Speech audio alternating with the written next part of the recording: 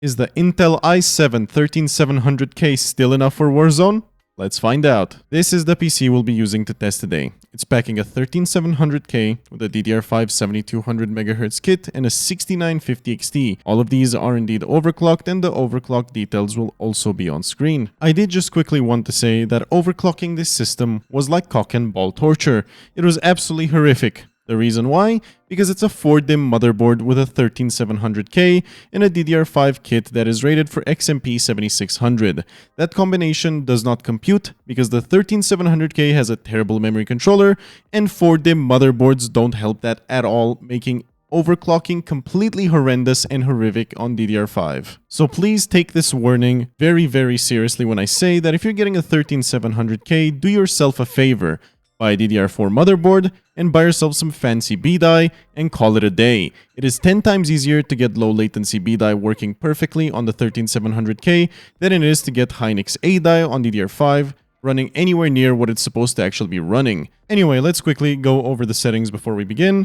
These are pretty much just all low settings. If you're interested to get my exact config file that will give you these exact settings plus a bit more, go in the link down in the description and check it out. Let's first start off with the Modern Warfare 2 benchmark. It is important to mention this is done at 1440p, and I've also scored slightly higher CPU benchmarks, but that was with a more aggressive RAM overclock, which ended up not being game stable. So I had to detune, and I ended up with 351 average FPS on the 13700K, with the 1% lows being at 240. Mind you, this was done alongside a 6950 XT that is mildly overclocked on the latest drivers. Personally, the 6950 XT seems like the perfect match for the 13700K, and I imagine a lot of people will actually be making similar pairings, either having a 3090 Ti or something of the sort while pairing it with the 13700K.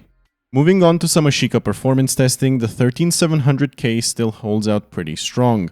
Yes, this is quite a hefty overclock for a 13700K. It's able to hold 5.6 GHz over here, no problem, and it's also paired to DDR5 7200, which is also very strong DDR5. As I mentioned though, getting B-Die that runs pretty much identically in performance to this 7200 kit won't be too difficult, and it'll be much cheaper and easier to achieve.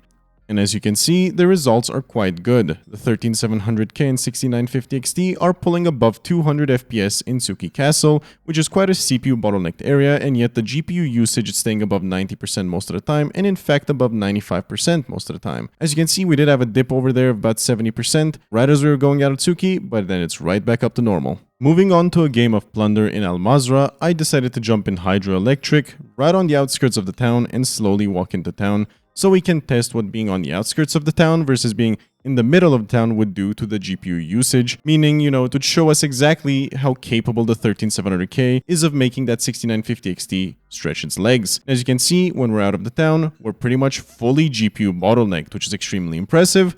It means the 13700K is in fact going to run the 6950 XT near its full potential whenever you're right outside of towns or between towns. What often happens is that the CPU gets hit extremely hard the second you get into the center of towns, and this is especially apparent in Hydroelectric and in Sharif Bay, which we'll take a look at a bit later. Watch as the GPU usage drops very aggressively the second we get closer to the center of the town. Luckily, it seems that the 13700K with the overclock is still able to keep up and keep the GPU usage above 90%, but it's definitely not what it was when we were just on the outskirts of town.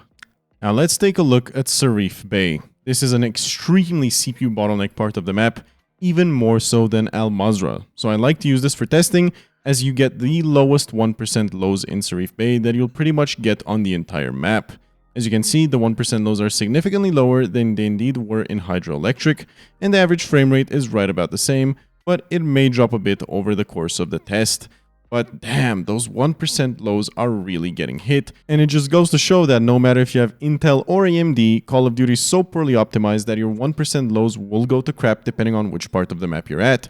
Let's not even mention that the GPU usage is not even going above 90% anymore, it's hovering between 70 to 80%. So yes, where you are on the map will decide just how CPU bottlenecked you are, but outside of the big cities, you'll most likely be fine with a 13700K and a 6950 XT, but the second you get within a big city, you will see a slight CPU bottleneck. I decided to include one more part of the map just for the sake of it, and I ran through Airport. I did want to quickly summarize what we have found. So, the The 13700K is definitely still enough for Warzone. It's a very strong CPU, and all things considered, you can probably pair it with up to a 3090 Ti or even a 7900 XT, a 4070 Ti, or even a 4080, and it would still be quite a good match. Do keep in mind that this 13700K is running 5.6 GHz with DDR5 7200, so the performance of it might be slightly higher than a completely stock 13700K, quite obviously. But yeah, all things considered, it can definitely cover quite a lot of high-end GPUs without having too many issues, even in maps like Al Mazrah, getting a consistent above 200 FPS. The new Call of Duty Resurgence map Vondel has just been announced, and it's a big city map, but meant for Resurgence, so it's gonna definitely be interesting to see how it performs in comparison to Ashika Island and to Al Mazrah. I do definitely hope they optimize this one slightly better than the other two, but we know who we're talking about. Activision definitely has something tough on their hands to do, and that is to just simply make the game work as intended. We'll see. We've got roughly 7 days until Season 4, and I'm excited to test this map on both the 13700K and the 7950 X3D, so if you want to see those videos, make sure to subscribe, and if you did like this video, consider liking too. Before I go though, I quickly want to go over the results of this video with some screenshots just so you guys can take a better look at them. And to recap the performance of Ashika Island, it's definitely better than Al Mazrah. The 1% lows are consistently better, and the average FPS is about 20 higher. It does help that this map indeed has less people to load, so that probably is where the performance difference comes from. But yeah, all things considered, if you're playing Ashika, the 13700K is more than sufficient and will probably be able to sustain up to a 7900 XT or 4070 Ti to 4080 level of performance. Al Mazrah is a totally different picture. As of Season 3.5, the performance of Al Mazrah is lower than ever, and essentially if you're in a big city area, you are suffering. Within Sarif Bay and Al Mazrah, the GPU usage was significantly lower because the CPU performance wasn't keeping up to the rest of the map. As you've seen when we were on the outside of Hydroelectric, the usage was at around 98%, meaning we were fully GPU bottlenecked, but the second we got within Hydroelectric and within Sarif Bay, that wasn't the case anymore, and the GPU usage was consistently below 90%, hitting as low as the 70s.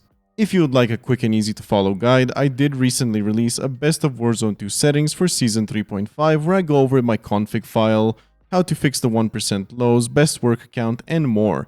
This video has actually been one of my best videos this month, and I really appreciate the support, guys, so all I can do is promote it some more and tell you guys to go watch it if you haven't already. I highly recommend it as it does have a lot of helpful fixes that may indeed help you get some of the performance you see within my videos. As we wrap up, guys, I wanted to give my warning yet again. DDR5 7200 was insanely painful to achieve on a 4-DIMM motherboard and a 13700K, so if you actually like to have fun when you overclock your computer, go for Samsung B-Die, get a 4000 kit of DDR4, and get a DDR4 motherboard with your 13700K, and you're gonna have a great time overclocking. DDR5 on the 13700K is an absolute pain, and I highly recommend against it. On that note, the 13700K is definitely still enough in today's PC world. It's a great CPU, and I recommend it to everybody that is looking for a great mid-tier budget build, as it's a very good value right now at about $350, and it offers 16 cores and great gaming performance. Have a good one, guys, and enjoy.